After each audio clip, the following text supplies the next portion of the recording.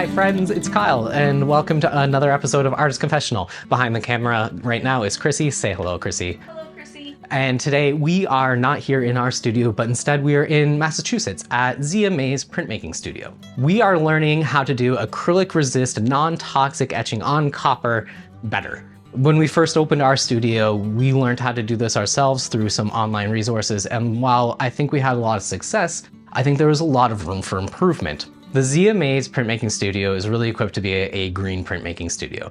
When we started Sparkbox, our goal was to be non-toxic or green as possible, and that means like avoiding things that contain substances like lead, like mercury, arsenic, or some of these like carcinogenic powders like rosin. And we tried to do that as best to our abilities. And one of the major hurdles that we encountered in etching was that there was just a barrier of a chemistry availability, knowledge availability, and I guess like reliable research.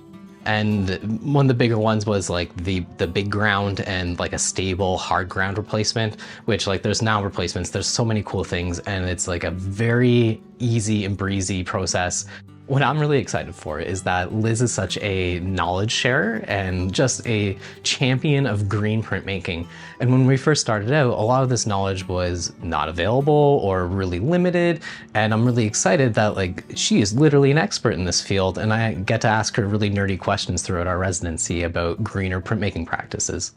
The shift in this process changes basically right from the very start. So if you have made etchings or you know a little bit about etching, you know that you need to file down your edges. But basically that's where we're going to immediately end our time with traditional etching and shift into our new system for creating etchings. And we are going to do this by degreasing our plate. But basically in this situation, we are just using soy sauce. We're going to use soy sauce to get all of the grease off of our plate and make sure that the water lays really nicely on the surface before we start to lay this particular ground down. The main caveat here is that if you do not properly prepare your plate, it will not stick in the way that you're expecting. In the past, I'm usually waiting till I'm not seeing like this kind of pulling apart.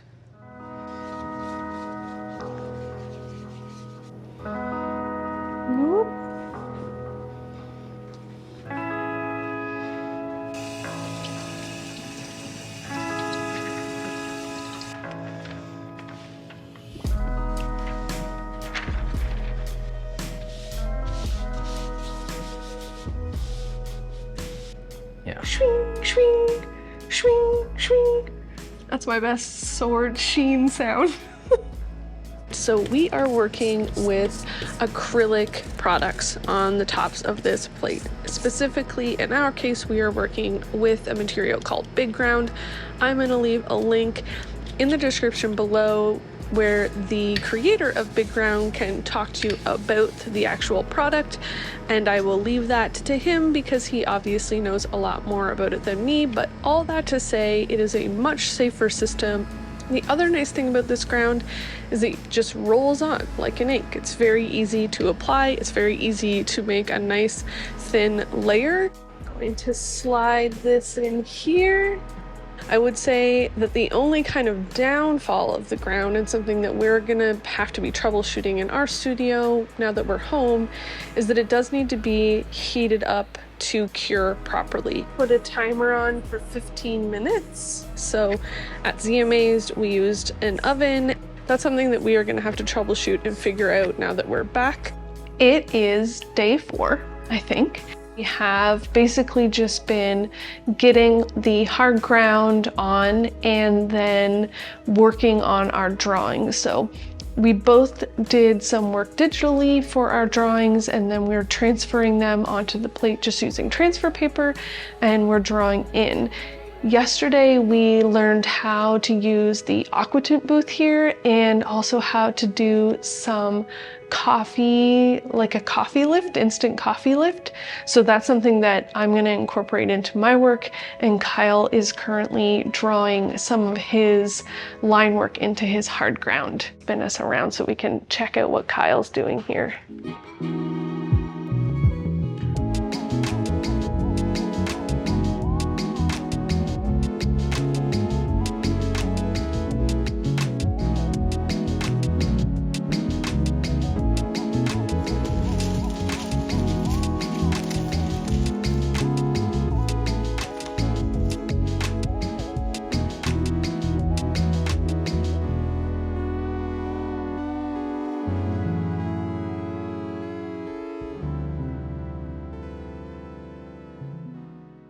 How are you doing, Kylie? My hands hurt. Your hands hurt? Kyle's remembering the hand torture of etching. But you're sticking with it, and it's looking so good. We are sticking with it.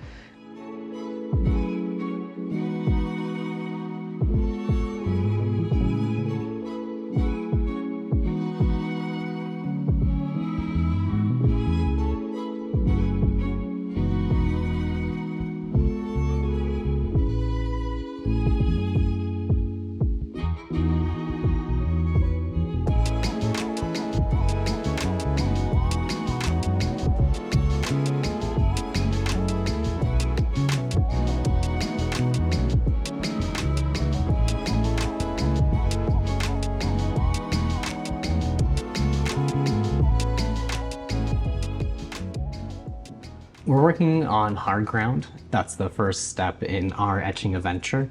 And that's when we apply a sheet, a thin film, a residue, a very thin layer of acrylic on top of this. And I'm using steel needles to scratch through that acrylic to expose the plate. Anything that's exposed will then get eaten or bitten in the etchant, which we'll get to later, and it will incise the line into the plate. And right now I'm doing the painstaking, laborious task of trying to scratch through an acrylic surface and reveal my copper. The circles are really tough, and so are straight lines. The wavy lines have actually been my favorite. They seem the easiest and safest to draw. Meanwhile, like, the circles have been absolute nightmare, and same with straight lines. What's making it so tough and challenging is that, like, the tool is a steel pointed needle. It is so bloody sharp, and thus it only makes like very thin lines. And what I want for kind of my key plate and my principal lines is to have them a little bit more essentially bold. Then I'll put in all of the little lines afterwards. But that means that I have to take the steel tip and I have to scratch away and kind of broaden all of my lines until they're kind of like what is still thinner than like a regular pencil line, but, you know, maybe a thin Sharpie-ish Sharpie line. That's what we're looking for here. My task for today is making my own version of this. So Liz kindly lent me 2 plates that have stages of Aquatint on them. And I'm gonna use those with the inks that we brought to make myself a 2-toned color chart so that I can print 2 plates, one with a blue and one with a yellow, and see like kind of how many variations of color I can make within that so that I can have a 2-color plate setup and yeah, play around with colors. This is like very outside of anything I've ever done before, so I need to do the color testing first. So this is the plate, so you can see the banding that you can see across the plate. Those are the different etch times with the Aquatint. So the Aquatint's like basically a fine mist of acrylic that you're spraying onto the surface of the copper, and then you put it into the etchant for different lengths of time so that it is leaving it etched a little bit, making more like a gray tone, or etched a lot, making more like a black tone. Okay, so another day of etching, drawing, making really tiny lines. I'm done. My fingers are slightly numb, and so I think I have to take a break. I'm pretty content with what's going on here. I'm feeling great, other than like holding a tiny steel needle. Like, it hurts your hand after an hour. But let me show you where we're at today. So this is my plate for the day. You know, this thing's about 10 inches by 10 inches. But here's where we were working mostly, which is, can I even get these lines? Yes, I can. We are dealing with all of these parallel lines today. Trying to like really shore up some sort of like form. And then we also did these kind of swirly parallel lines. We fixed up a couple little ticks in our water bubble. You know what I'm talking about is like these little guys right here. It's the weekend, it's Saturday, and we are just getting into the studio and we're trying to think about our game plan for today. Yeah, it's about day 5. Yeah, that's right. We're hoping that over the next day and a half to get the plates etched in some ferric chloride that Liz has brought in a tank, and then we're hoping to also aquatint. Yeah. So I have this plate also to deal with. So what do you have to do with that plate? This plate needs to go in some hot-ish water to lift all of the instant coffee that's on it off, and then needs to be sprayed with an aquatint so that I can do some tests. And then I have my large plate that I need to etch, stop out, and then etch. Sounds like you got a lot of chemistry work to do. Yeah, I have all the like steps that I'm like the most nervous about, so I'll probably start with the printing because it's like the least nerve-wracking. Nerve-wracking? Yeah. I'm gonna continue drawing until I'm satisfied, and then I can move into etching. You can see our different working methods, whereas like I like to be doing too many things and scattered all over the place. And I love being scattered. I just choose to do things that are like way too many hours and way too meticulous. Yeah, that's true. The problem is I get bogged down in one task and I have to like fight back ADHD not to jump into a new plate. Yeah, that's true. Yeah, that's true. So we're gonna keep drawing on this one plate. I'm gonna start mixing up some colors. I am gonna start with a green and a pink and see what those two look like together. And then I'm gonna try a pink and a blue and see what those look like together. I already have a blue and a yellow ochre color, and it's just a little too muted. I want something a little bit punchier, so that's what I'm gonna go for. So we're just gonna move into ink mixing.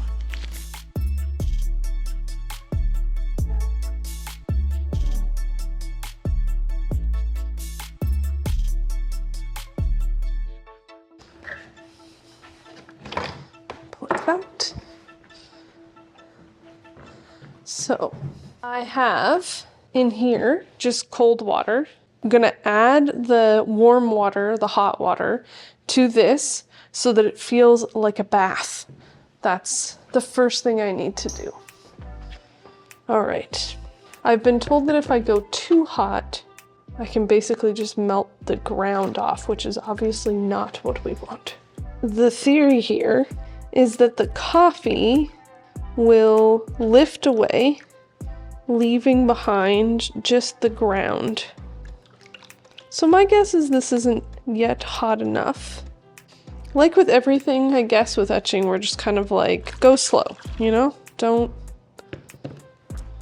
go too fast. I don't know like how much friction I can put on it or... Okay, now we're getting somewhere. Now like whole pieces are falling off. So you're starting to actually see those leaves take shape here.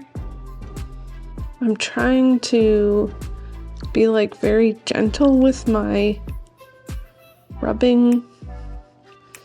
I don't know if that matters. Look at it. It worked. I also found out that it can be a little bit more aggressive than I originally thought in the wiping. It really locks itself in nicely, like the lines are really nice and everything that I had drawn in stayed, like even some of these like really tiny little swirly lines, like I just had a basically puddle of coffee there and swirled it around with a like wooden skewer, and yeah, it showed up really nicely.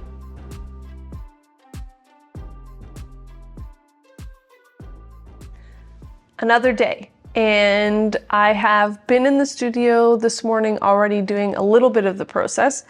I put a bunch of tape, which you can't see, on the back of my plate to protect it in the ferric chloride bath.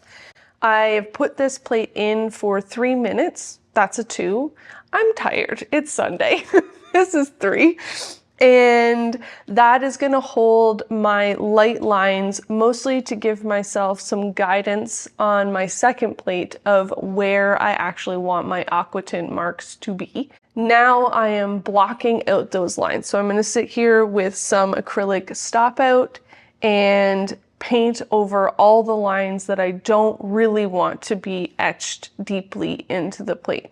So that's my task. Once I'm done that, I will properly etch this plate so all of the detailed line work that I want to be there will be nice and show up really nicely. Stop out time.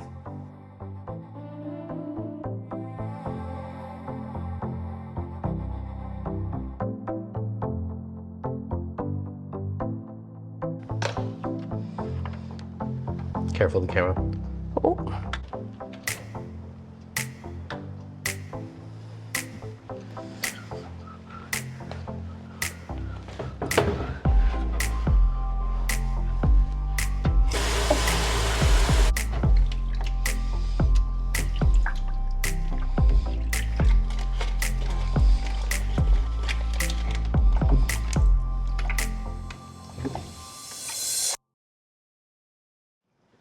Hi, Chrissy. Hi. We're at just under a minute. 6, 5, 4, 3, 2, 1. We pull it out of the tank. We put it into the water. Here's. So that's the plate coming out. This is the back side of the plate that you're seeing. We have a two-sided tape, a packing tape taped onto itself handle. So Chrissy is gonna move it into the bath. So I'm just rinsing the plate off in a tub in some water. And then I'm gonna bring it over there so that we can soy solve it and get all the ground off. But this is what it looks like right now, just coming out of the tank. So I'm just gonna walk it over there and then we'll take mine out and then we'll wash them off together. Kerplunk.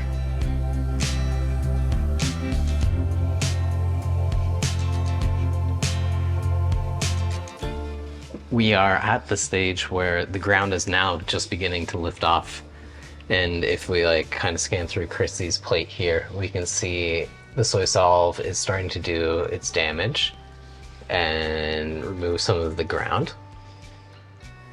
It's just a lot longer than I thought. Like I'd probably say like this is gonna be an hour-long process, not a 15-minute long process.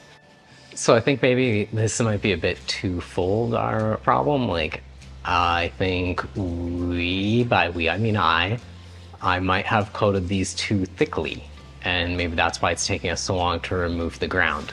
And then the other one is I think that we are slightly impatient and we should continue to let it like sit on the plate, like apply it on, rub it, and then give it a little bit longer. We did that for about 10 minutes and we are now just kind of attacking it. And maybe that's not the best point. Like you need the chemistry to do the chemistry. I think that's what I want to say here. We should have just let them sit for a little bit longer, I think. Yeah. But I'm impatient, so I'm gonna put this down and we're gonna keep scrubbing at it.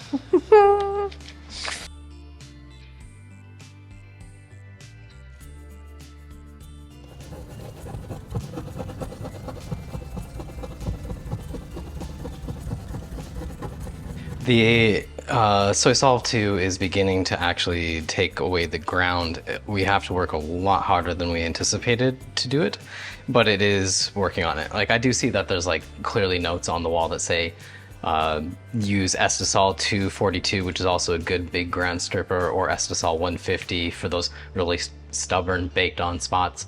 And I realized that maybe we might have baked these too much and maybe coated them too thickly, but like whatever. But it is coming. It's just slow, and we're able to do all of it with the soy solve in case you don't have Estisol.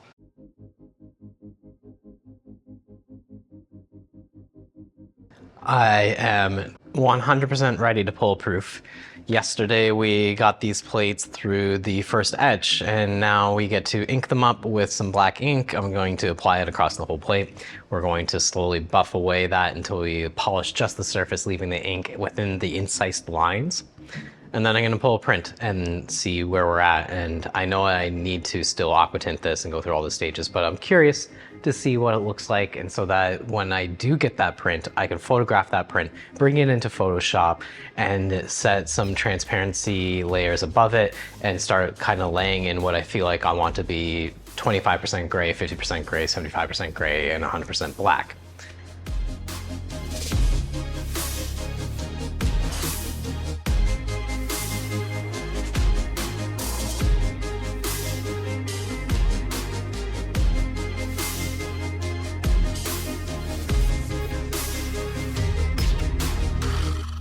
Morning, Chrissy.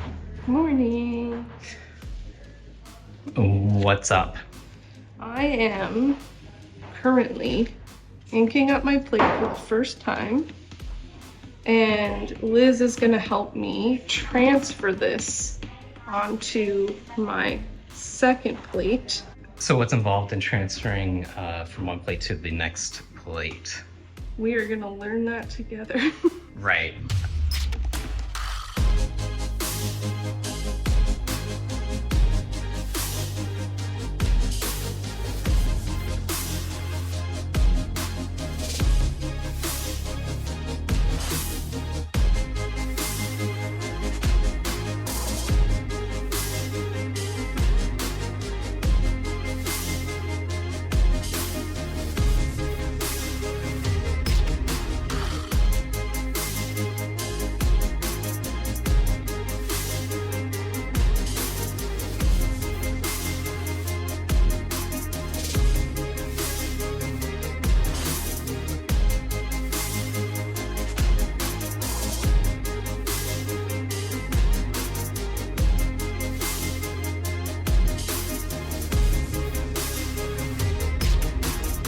Oh, I'm so happy with it.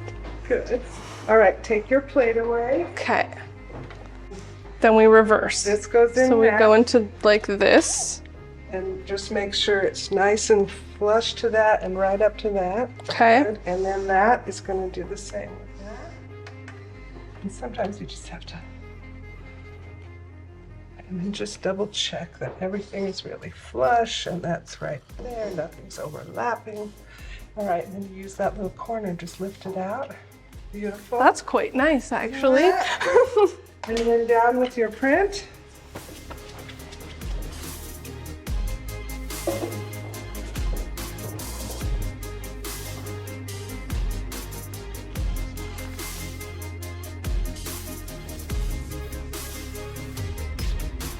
Thank you for teaching me that. All right. I'm so excited. What we've done is we have printed kind of a proof of the first plate, and then we transferred it onto the next plate so that we can get a well-registered 2-color plate. So you can see all the inked lines are there. And now I'm going to go in and give myself a rough outline so that I can work on a coffee lift on here that will be aqua tinted, and then a coffee lift on the other that will also be aqua tinted. So lots of painting with coffee today. Girl. Okay, it's so long. It is. Let me just hide my pride and joy in the corner.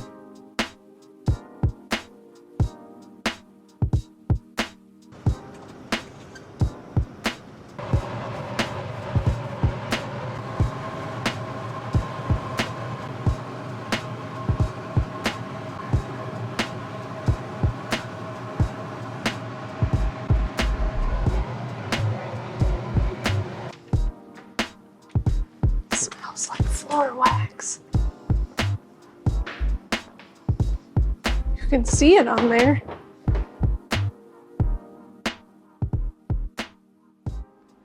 I'm using a magnifying glass to look at the surface of the plate. The dots being left by the airbrush are so fine that they're really hard to see with the naked eye. And what I'm looking for is for there to be about a 60% coverage of those dots across the entire surface of the copper plate. That ensures that there'll be a good aquatint and even biting while it's in the ferric chloride later on in the process. It's a slow thing. I'm checking it, seeing if there's enough, taking it back into the booth, spraying more, coming back, looking at it, and going back and forth, and gradually building up to that 60% mark. And here you can see some of those dots on the plate.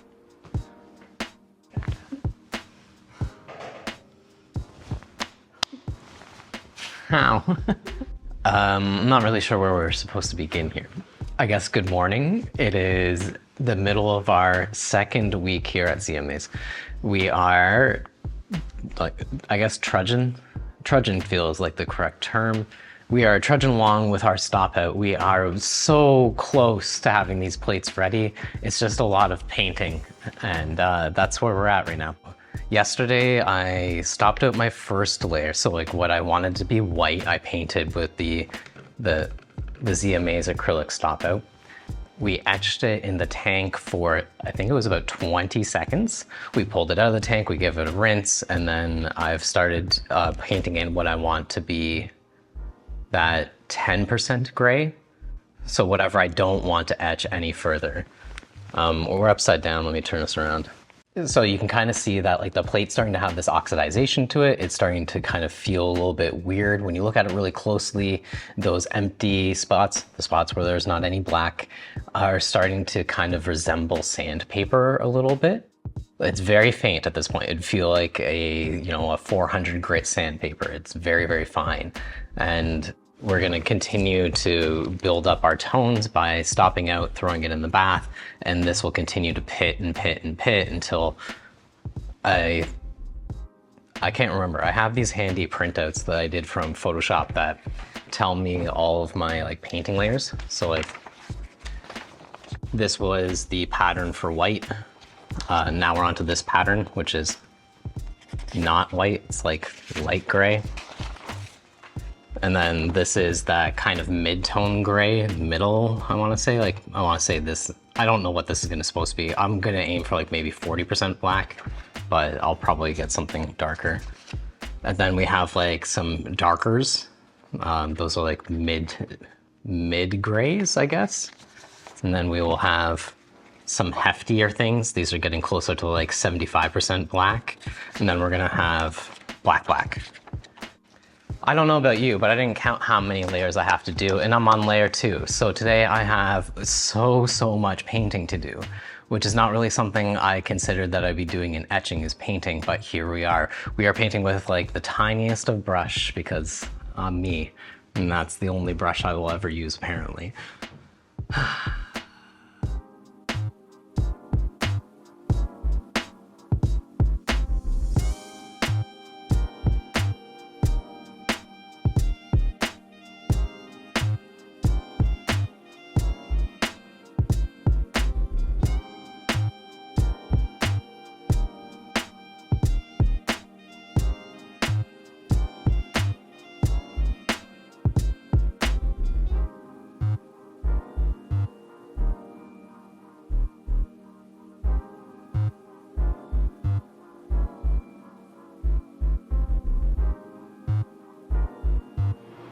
What?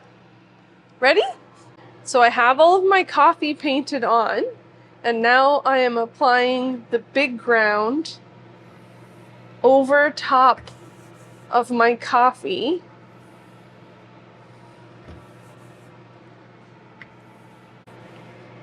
Goodbye, sweet smelling coffee. You were kind of a pleasure to work with. So this was my hard ground plate.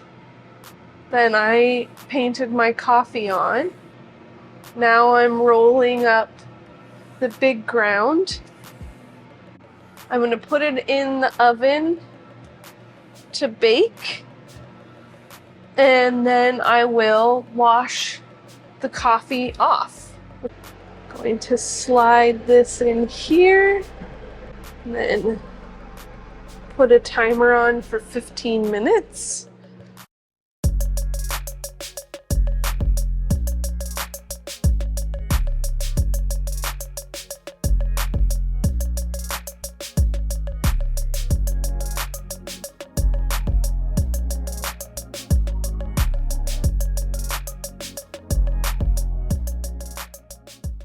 Let's do a little update. We are on, it is Thursday, it's Thursday today. We're getting ourselves like pretty close to being done all of our Aquatint processing, which is really exciting. So yesterday I got my coffee lifts off, I sprayed my plates with the Aquatint, and now I am working on applying the different like sort of values to my plate, and I'm working through that process, and Kyle is doing like I think 7 steps to his Aquatint, and he's been stopping out with the acrylic resist. So we're both in that building values phase of our plates right now, and as soon as that's done, we will get to printing, and I think we're both really looking forward to that part of this process. So let's look at some of the plates so you can see what those different stop outs look like. This is one of my plates. So what we're seeing here is I did some spit bite on this branch and this branch, also down here and on these leaves. This one I've used some oil pastel to go over top as a stop out, and then I'm going to do more stop out with some of the acrylic resist because I've already etched this again. These I stopped out with the acrylic so that they're just that spit bite. And then up here I've used some litho crayon. There's litho crayon behind this acrylic as well. And just building up the stages. So this is my plan, and this is what we got. So a few more rounds in the tank, and then this one will be done.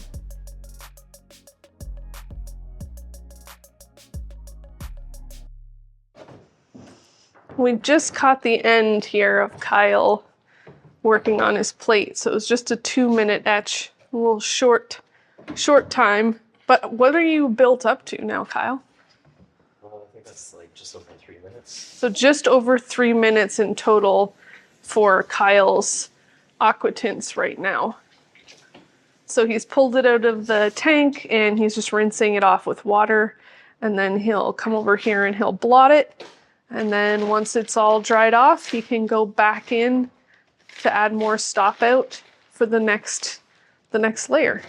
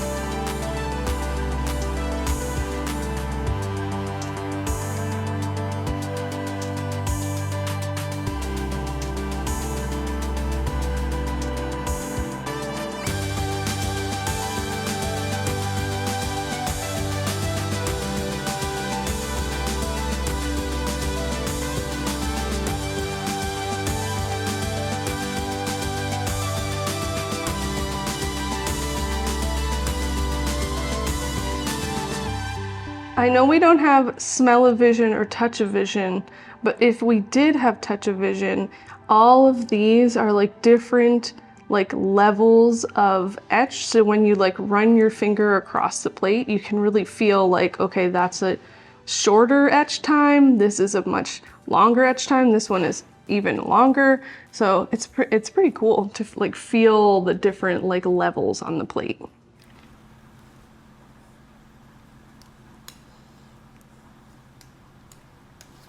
We are getting ready to print. I have 2 plates. What was I thinking? It's gonna take a long time, but we're just gonna get some done and we'll probably print like the majority of the edition at home because today is our last day. And even though it is pouring rain outside, I do want to go to the Smith College Museum before we aren't here anymore. So I'm gonna pull some prints, see how it looks. That's the plan, beginning and end, pull prints. Here we go.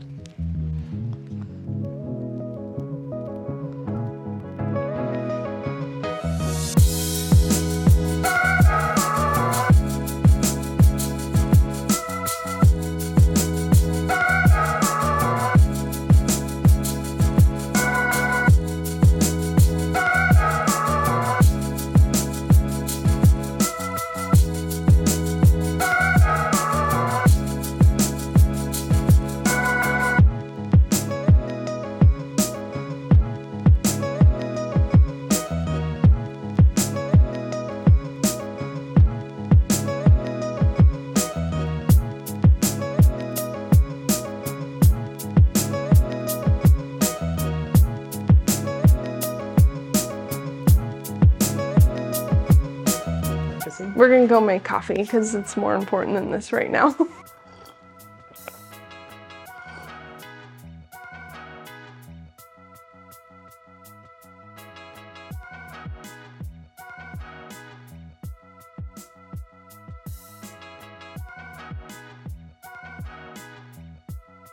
Maybe we can look at the ones side by side. Yeah.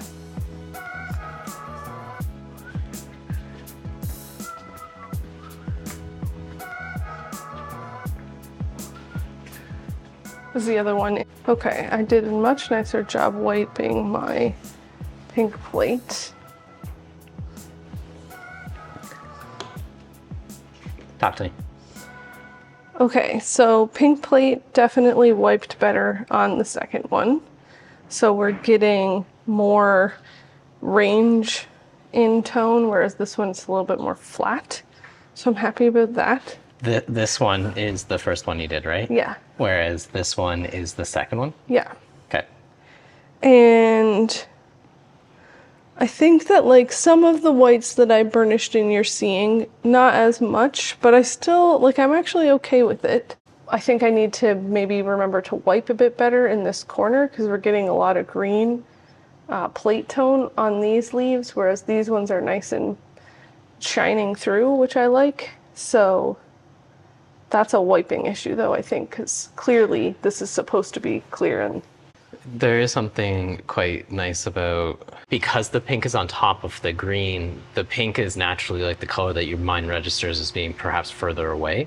And so the green is really fighting to come through. yeah. Whereas like in this one, where the green is printed on top, especially like in this little spot, like when we compare here to here, there is like something that isn't happening that is in this print particular that I think is more successful than what is happening here, where the pink is trying to be on top of the green. Happy with that. Sweet. Okay, now it's time to addition. Ew. I'm happy with how they turned out. I can like see doing more of this series. And then also maybe doing paintings so that I have like prints and paintings.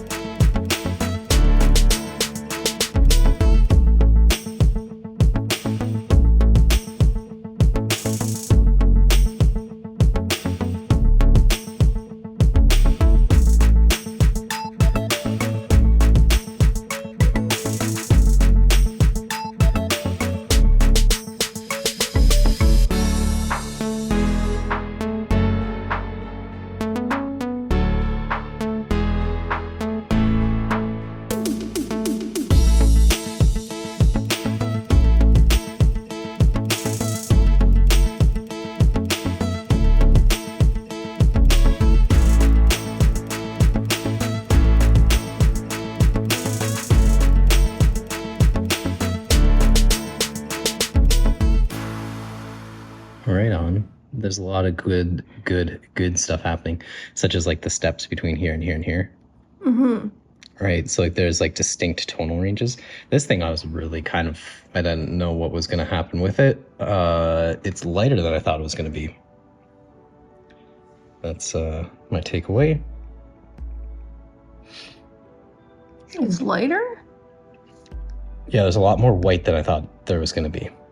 In and amongst this thing, the representation of water, there's like a difference between the whites, and then there's like a very light tone. So I'm keen to see that come out. And what I'm looking for in the outside area is like out in the outer rings, there is like these directional marks from my last etch. So like between like what was a color here, tonal here, and like almost here. That, as well as like I'm curious to see like how white some of the like orbs get, and then how white the border gets. And if those things are like pretty good, I'm happy. And then I'm checking to see, did any ink spill out the outside edge of the plate? And the answer is no. Hi, Chrissy. What are you doing? I'm just picking a print to leave behind as a thank you. Do you have a preference? This one. Which one? This one. It's the end. Chrissy and I are hanging out in the studio. It's 8 p.m. and we are at that time we have to pack up. We've had an absolutely wonderful time here. I was hoping to complete the edition, but I forgot how slow etching can be. And we really let ourselves just kind of get like, we kind of said yes to anything that came our way. Like doing the workshop yesterday with that crew of people, like that was really cool. Like didn't expect that. We didn't really plan to go to the college, to go on like a town trip or anything like that. So we just kind of said yes to stuff. But it's time to clean up. So we're going to pack up ink. We're going to clean plates. I'm going to start trying to pack up some of the lighting gear, and we just kind of exploded all over the studio. Oh, it's like really not that much, but like, it just feels like a lot. All right. Kind of sad. While I feel like we've only just begun to scratch the surface of green printmaking, and there's still so much more to learn, especially in our journey, I feel really grateful to have had this opportunity to be at Zea Mays, because it has reinstilled the confidence that I felt like I lost about like 8-ish, 10-ish years ago in this process, when I started to do like a lot more screen printing, and I went and got sidetracked and I stopped doing etching. Really, that's kind of what happened. I feel really excited, and I'm feeling really like excited about some of these processes, like the spit biting, like the coffee lift. I didn't get to try those things, and I'm curious to see how I can bring those things into my own work. And maybe in a future video, I'll get to explore those things. Thank you to the Picton Arts Council for helping support our journey down to Massachusetts to the Zea Mays Print Studio. We really do appreciate what you guys do. Big thank you to Liz and Sheldon. Thank you too for being such amazing hosts. And it really did feel like we just kind of like left our house and just went to our house in Massachusetts. It felt so much like a home. It was so lovely to hang out and to chat about like the different printmaking processes and the journeys that we've both shared. And love you guys. Thank you so much. Thank you all for watching. I appreciate that you guys hung out until the end. And if you would like to support us, these are some of the ways that you can do so. You can like this video, you could subscribe to our channel. These are free ways to do so. And then you could consider becoming a member of our Patreon community. And that allows us to help share and continue our quest for knowledge mobilization into the world of art making. And we will catch you next time. Bye for now. What are the secrets of studio practice?